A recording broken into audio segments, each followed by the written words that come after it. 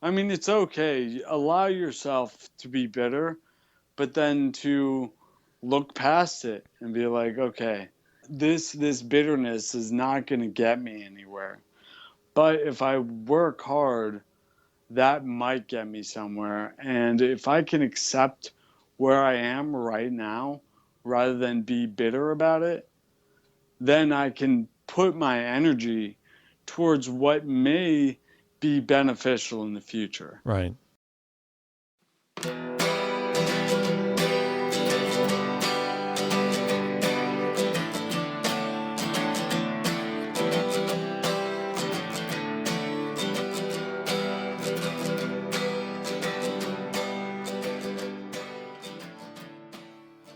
Hey, everybody, and welcome to episode 14 of the Adventures in Brain Injury podcast.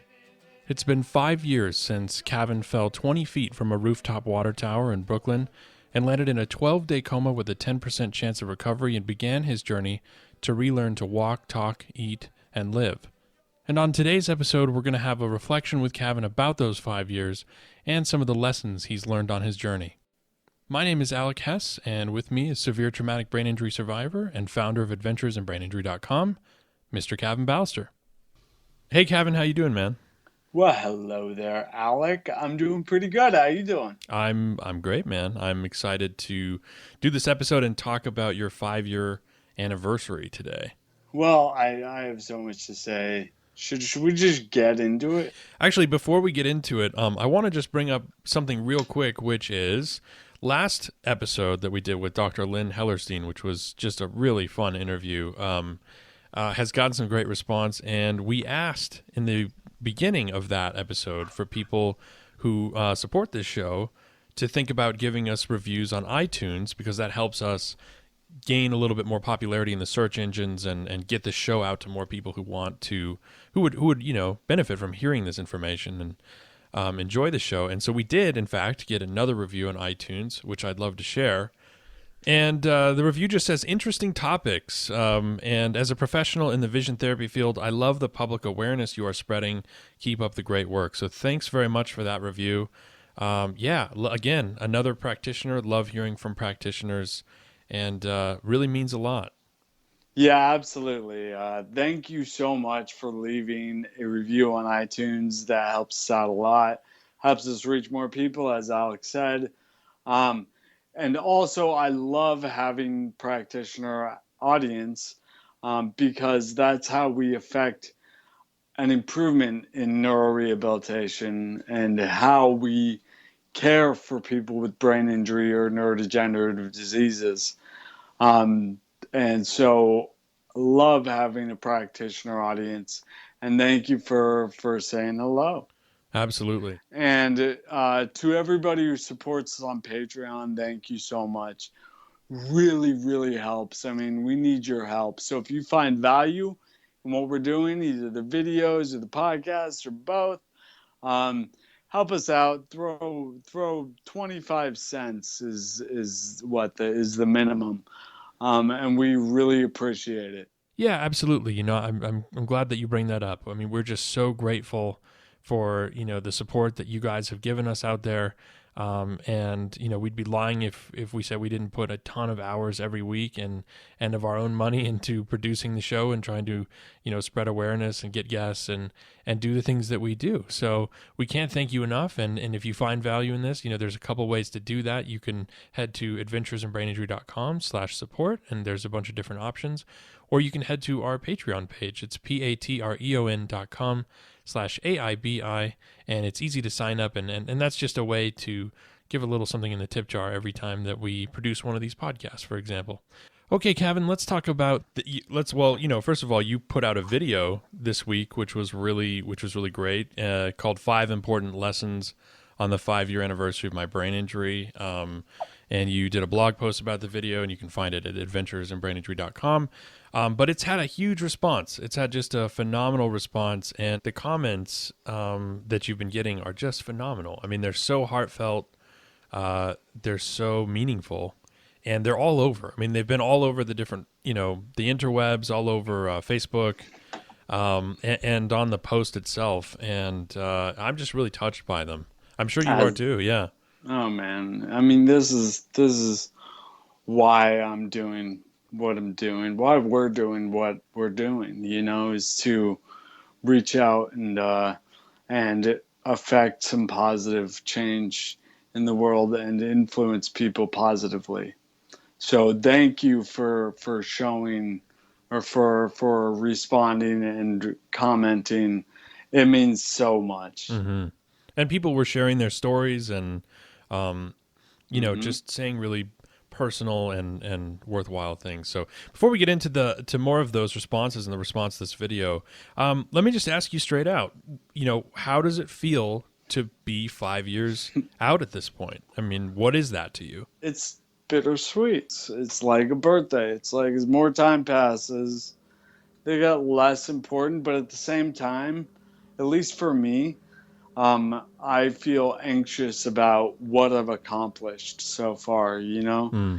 And for some reason, I experience a bunch of anxiety. It doesn't matter how much I do, I'm still going to kind of beat myself up and be like, I need to do better. I need to do more. I need to be better than what I am, I guess. Um, Somebody told me, just do your best, and that's the best you can do, right? But at the same time, with that, um, I feel like organizing what I do could be better, so that my best could be even better, Hmm. and it's just this vicious cycle of kind of beating myself up a little bit. So kind of working past that.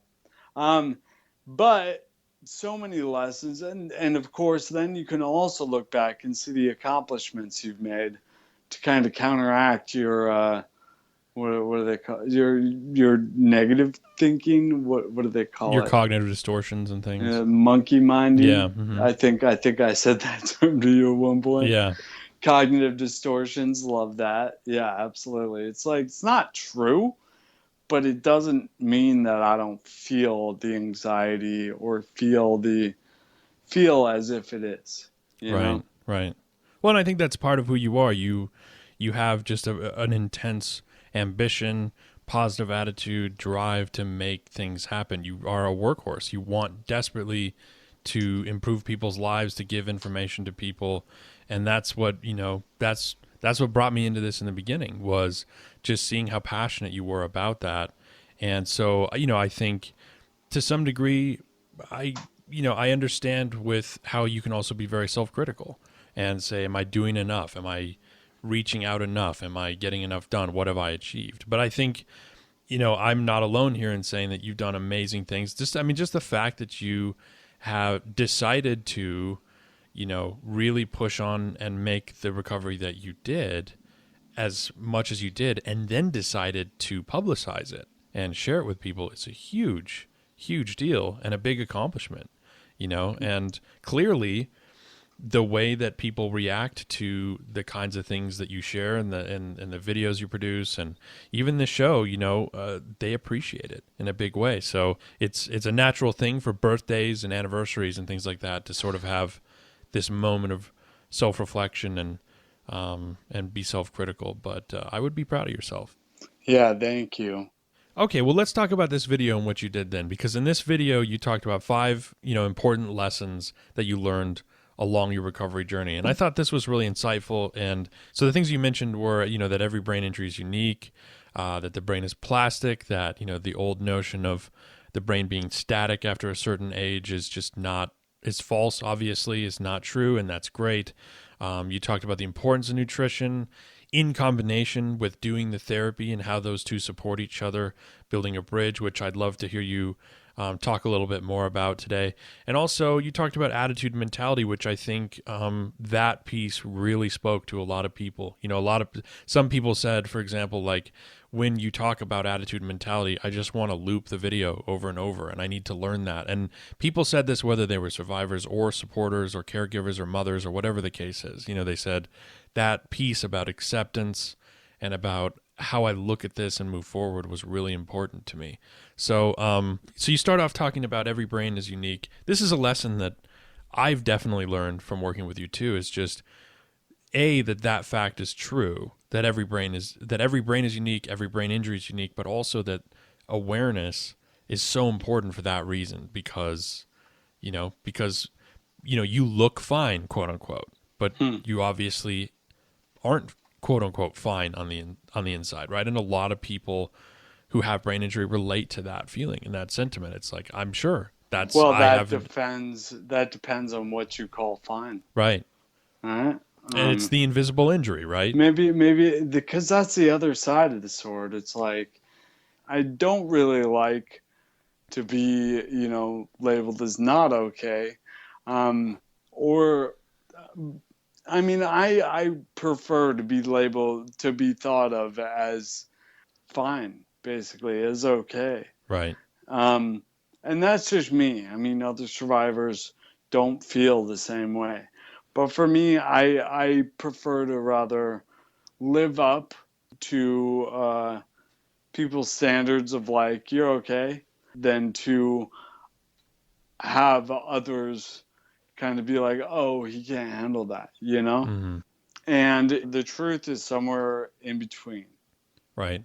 So you have like this double-edged sword outlook on it, which is that, obviously, it is invisible, so people don't understand you, right? And they may make assumptions about you, and have no idea, and, are unable to know that that you've gone through what you've gone through. But at the same time, you're self-conscious about the stigma and about how people are going to treat you. And that makes complete sense to me. Yeah, yeah. And the best is the drunk assumption, which is totally fine. Like everybody, when they see me, especially if I'm at a bar or a restaurant or I'm like out with friends, um, instantly they're like, "You sure you're okay?" Like, So why do you look drunk anyways? okay, well, I've damaged my cerebellum, Mm-hmm. and the cerebellum coordinates coordinated muscle movements. So, so your cerebellum's the first thing to go when you drink alcohol, um, which is why most roadside tests are tests of the cerebellar function. So like nose to finger touches, that's controlled. Those fine like hand-eye coordination, that's the cerebellum. Walking, running, any athletic performance, that's like cerebellum fine tunes everything. Um, and it probably has other functions that are pretty important. But yeah, controls coordinated muscle movement. So if I look uncoordinated, well, I am, you Right. know, Right. um, at least on my left side. And that's what's interesting. It's my left side that's affected. My right side is pretty good, you know. Mm-hmm. It seems to be untouched, right? But my left doesn't work out, and I need to show a video of some examples of this at some point. Well, you do have a video on the YouTube channel, for example, of you doing jumping jacks, right? Hmm. And I think I can at least visibly tell that your left side is less coordinated Hmm. than your right side is, and even though you're trying to match both sides, but I just think that it's really fascinating because you do sort of fight off this drunk association or label all the time, and I think you wear it really well. You just kind of brush it off your shoulders and you say, yeah, I kind of sound drunk, I get it. Mm-hmm. And I think that's a great example of adaptation. I mean, I think that's the kind of adaptation you have to make coming out of something as serious as you've been through. Is like, this is just kind of a part of me, and that's cool. And I get it if you misunderstand it, but that's your deal. If it's not a big deal. Well, that's something. I mean, people making that assumption, I don't blame them at all. I don't get mad at them. Um, Although at first I did. At first it was like, dude, I have a brain injury. Like, Right. really? And then I was like, they're not doing anything wrong, especially if they're working in a restaurant or bar. It's their job. Mm-hmm. So I never got mad at them. Because I used to work in a bar. I used to bartend, and I'd say, I'd say, You're cut off, basically. yeah, yeah. Well, I tell bartenders that are like, I don't think I can serve you that. I'm like, I get it. Like, I used to bartend, and believe me, I wouldn't serve me either. But here's what's going on, and I explain everything, and order like a bitters and soda, like no alcohol, anyways. Mm-hmm. But the reason I don't get mad is because that assumption is pretty normal, and in fact is hardwired in us. Mm-hmm. We are hardwired to be prejudiced, and we should be. Like, if we weren't prejudiced and we were to rustle in the bushes instead of prejudging that that is something dangerous, we're like, ah, it's probably a bird. But then it turned out to be a lion, and that lion ate us. Mm-hmm. Like, yeah, that then our genes wouldn't be passed on, and that's a trait that's evolved out of us. Right.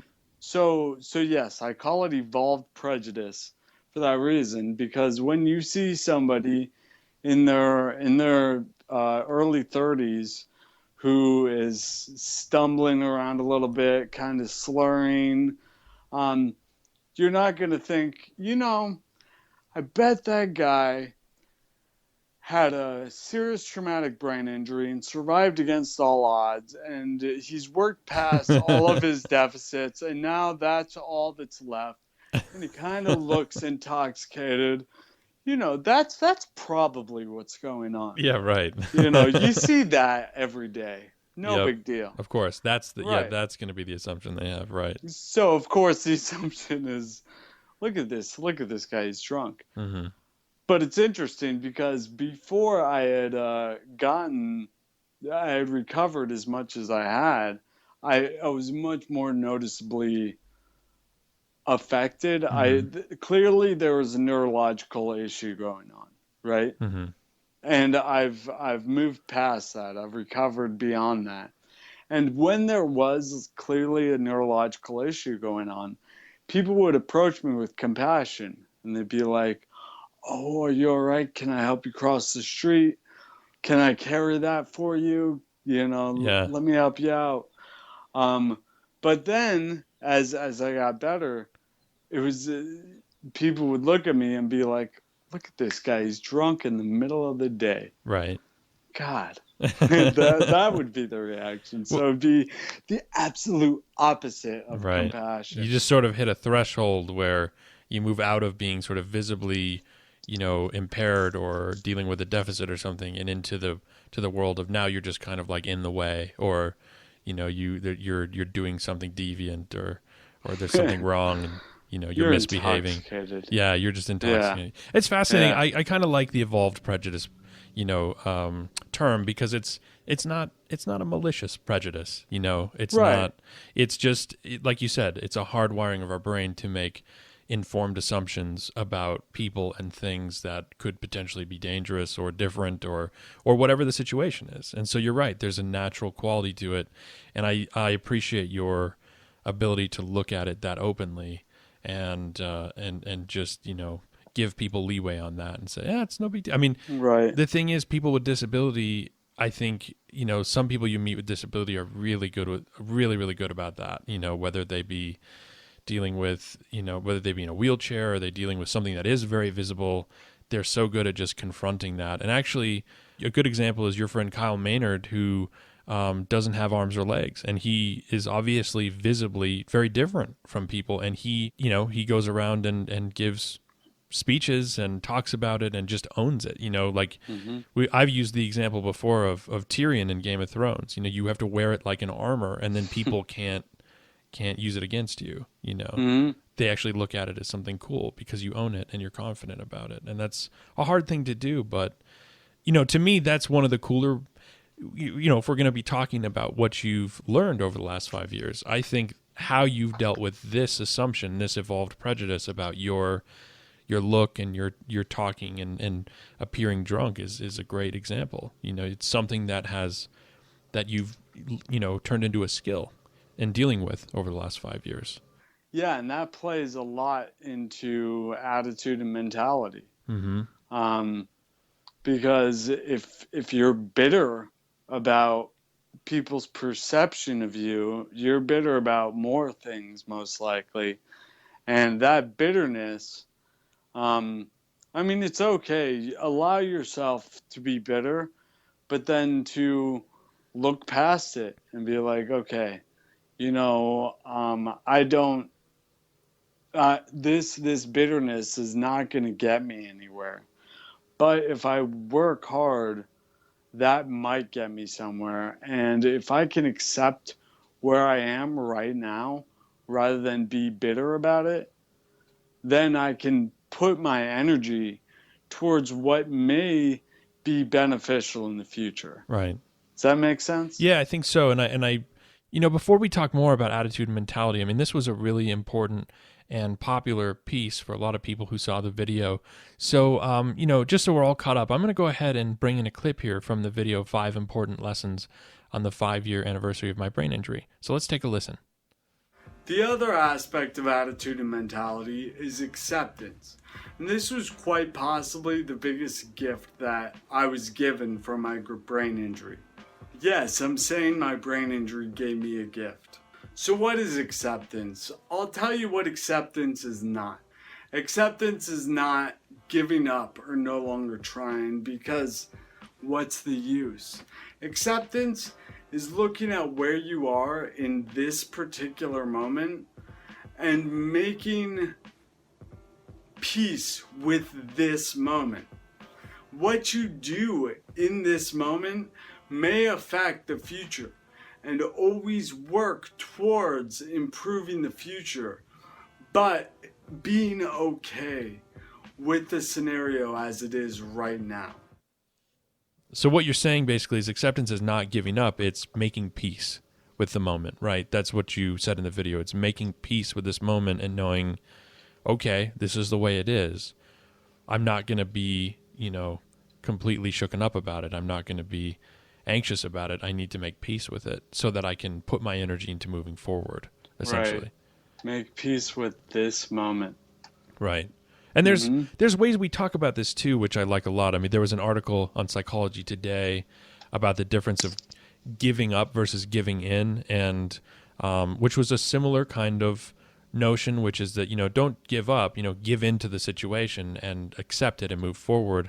And, we talked about, we sort of bounced that off of other people and said, what do you think of that terminology? Is that a positive terminology? Do you like it? And I think that, what I've come to really like is the idea that, survivors, anybody who's dealt with trauma, whether that be losing a family member or going through something like a brain injury or whatever the case is, we make peace and we make room for it, right? And when you see memes and pictures and things like that floating around Facebook, for example, talking about how a brain injury is experienced by not just the survivor, but also the family, that to me is an example of, not only does the survivor have to make room for what's happened in their life, but the family makes room for it too. The relationships that you have make room for what's happened, And that's why I say that supporters are also survivors. Right.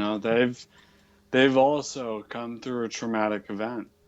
And even if their loved one did not survive, they did. Absolutely. And they went through a traumatic experience. Right. And it was not easy. Well, yeah, absolutely. And just, I mean, your mom is a perfect example. I mean, we just had Mother's Day. Your anniversary's on Mother's Day, and I know Mother's Day is especially significant to you because of your mom's role in your recovery. And because my mom's awesome. Yeah, she's awesome, and she is a survivor. And 5 years ago, my anniversary, which actually this year was on Mother's Day, 5 years ago, it was also Mother's Day. So my mom got the call at 4:00 in the morning on Mother's Day. So let's talk about the importance of nutrition and supporting therapy too, because this is obviously a huge piece, and it's a piece that we get a lot of questions about. Right, we get questions on the Facebook page or through emails or on the blogs or whatever. People want to know more about nutrition. So why is nutrition important for brain injury? Well, in order to talk about nutrition, we first need to acknowledge that the brain is plastic, that the brain is able to adapt and to change and to heal. Right. Um, we used to think that the brain was static after a certain age, and an old dog can't be taught new tricks. But that's not the case. Um, they can. It's just more difficult, you Mm-hmm. know? And basically, we need to sever old connections and reestablish new ones. So, with a brain injury, there's the severing connections, right? And there's actually studies that show that plasticity is enhanced after a brain injury. So, with plasticity being enhanced, then we need to reestablish those connections and do it right. Do it with positive plasticity. So, negative plasticity is when you train yourself to do the wrong thing, you know? Mm-hmm. Um, Forming bad habits. yeah, bad habits. It's just, it takes some work. It takes breaking the old connections and reestablishing new ones. So what you're saying is that plasticity is enhanced after a brain injury, and the brain injury is the moment in which these connections in your brain have been severed, right? Yeah, this is almost a positive of brain injury. Now you need to go through the painstaking process of rebuilding, relearning, reconnecting neurons and connecting them how you want to connect them. The thing is, what we need in order to build new connections is the materials. I think of rebuilding neuronal connections or building new neuronal connections like building a bridge. And to build a bridge, we need materials and we need skilled workers. I think of I think of nutrition as the materials. So I think of skilled workers as targeted therapy. So nutrition is important because we need the building blocks. And what those building blocks are, um, there's a lot of them. That's a whole another subject, and we'll get into that at some point too. Right. So, but what you're saying though is that once we've understood that the brain can change, and I like what you've said about plasticity. I like what Peggy Mason said. I'll always go back to this example about how we have this highway of information and connection in our brain. Brain injury happens, that highway shuts down.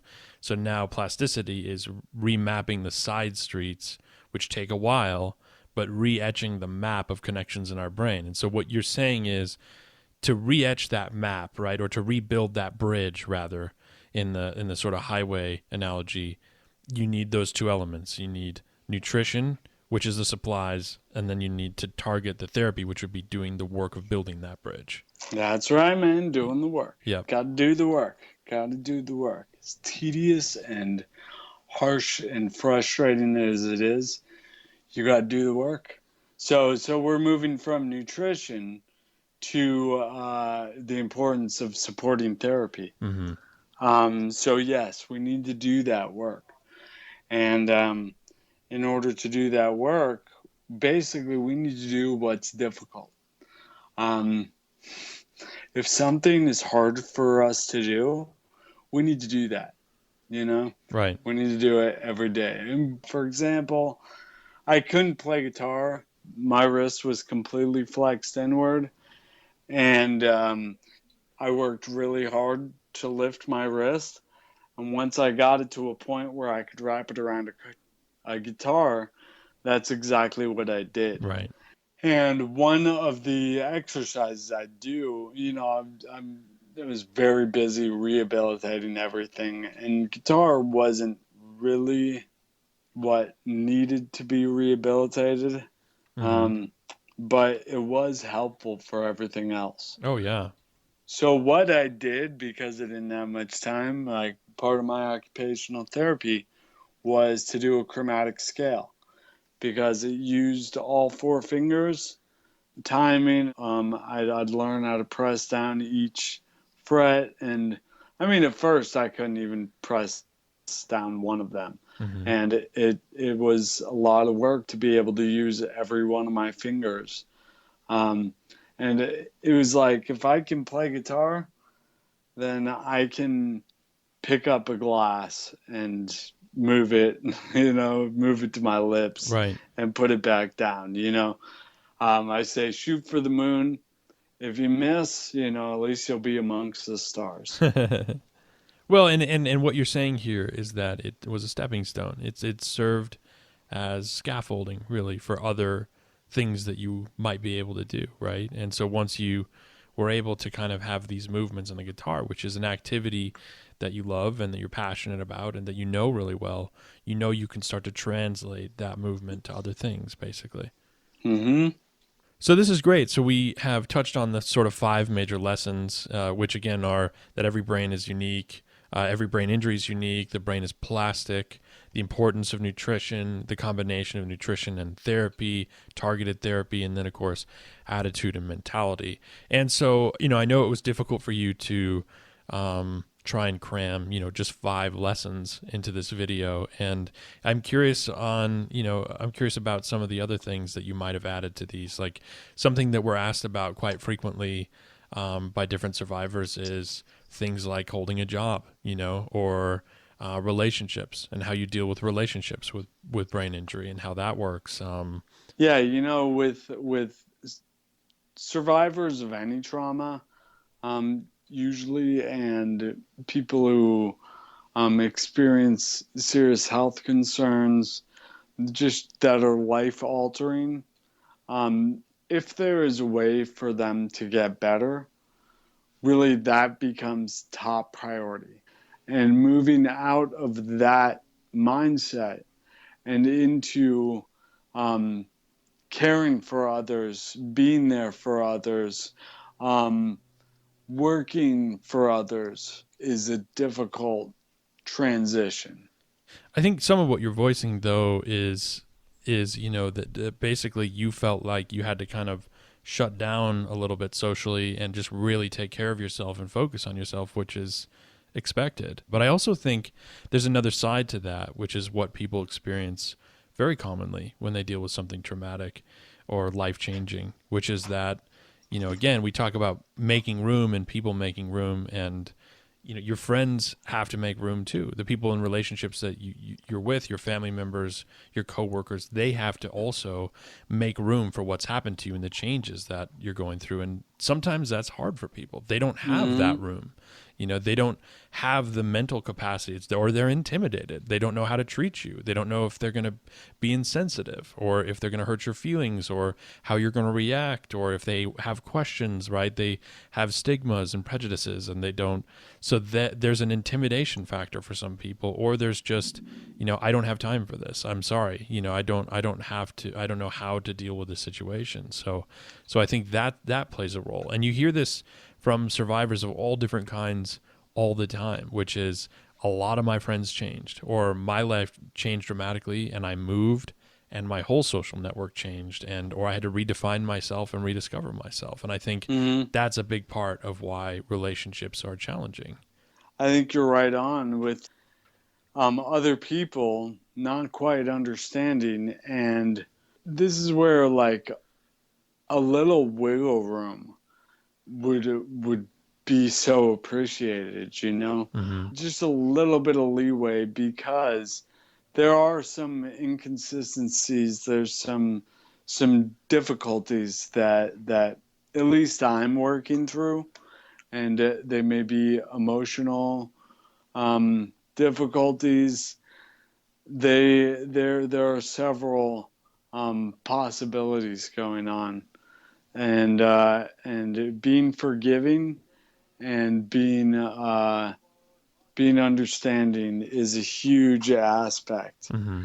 that's super appreciated. But yes, other survivors also tell me that they've lost a lot of friends, um, can't hold a job, having a lot of trouble in the world. And I think there's a lot of cleanup to do with all of that. And I think everybody would be extremely surprised at how much nutrition plays in to our emotional state, to our stability, and to our and into our improvement from after an injury or our learning ability. Mm-hmm. It's Yeah. unbelievable. Yeah, and it's also a difficult thing too, because for some survivors they don't have an appetite, or they don't remember Uh-huh. that they did eat already or whatever. So it's definitely, you're right though. It's a big influence on our attitude and our emotional states and the things that we can handle and we can process. You know, for me, the piece too about relationships is just I kind of have learned from you and look at trauma and brain injury as this major catalyst, right? It's this catalyst that is the beginning of a huge period of sort of reassessment and transition, and no matter the severity or no matter the trauma in a lot of cases. And I think that that moment of reassessment of, okay, where am I now? Who am I now? How do I feel about these things now? What can I handle now? Who is a support to me now? Who's a drain to me now? You know, what activities do I like still, etc. That takes time, and that I think is just a difficult but very true piece of dealing with trauma, and that's why it's hard. That's why relationships and the other kind of social aspects of our lives are difficult when compared to before that trauma, because the rest of that world needs to be assessed or catch up, you know. Mm-hmm. Yeah. You know, at this point, we've covered quite a bit of the different lessons and a pretty good reflection on the last 5 Mm-hmm. years. So maybe we should Yeah. cut it here. But I'll tell you, I'm excited about, you know, hearing more about different videos you're going to do and the different things that you're going to address, because I think they're obviously having a huge impact.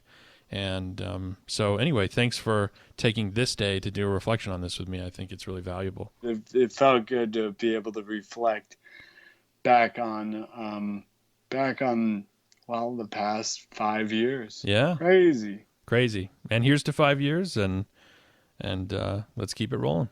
Raise your goblets. Cheers. Okay, man. I'll talk to you later. All right, man. See ya. As always, we'll have this and every episode uploaded to adventuresinbraininjury.com, where we welcome you to come by and check out the show notes and tell us what you thought about the episode. And as we mentioned at the top of the show, we really want to say thank you to our supporters. If you find value in this show and you want to come by and help us out somehow and help us get this show to more people, you can do that at adventuresinbraininjury.com/support, or you can visit our Patreon page. That's patreon.com/AIBI. Thanks everybody for tuning into this episode, and here is your inspiring quote for the day. Quote, "The secret of change is to focus all of your energy not on fighting the old, but on building the new." That's from the Socrates character in Dan Millman's book, Way of the Peaceful Warrior. Something to think about. Thanks everybody. We'll see you next time.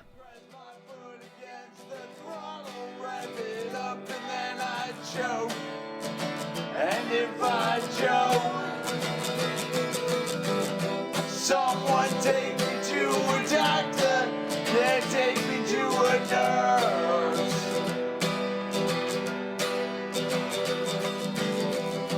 Someone take me to a doctor, then take me to a church.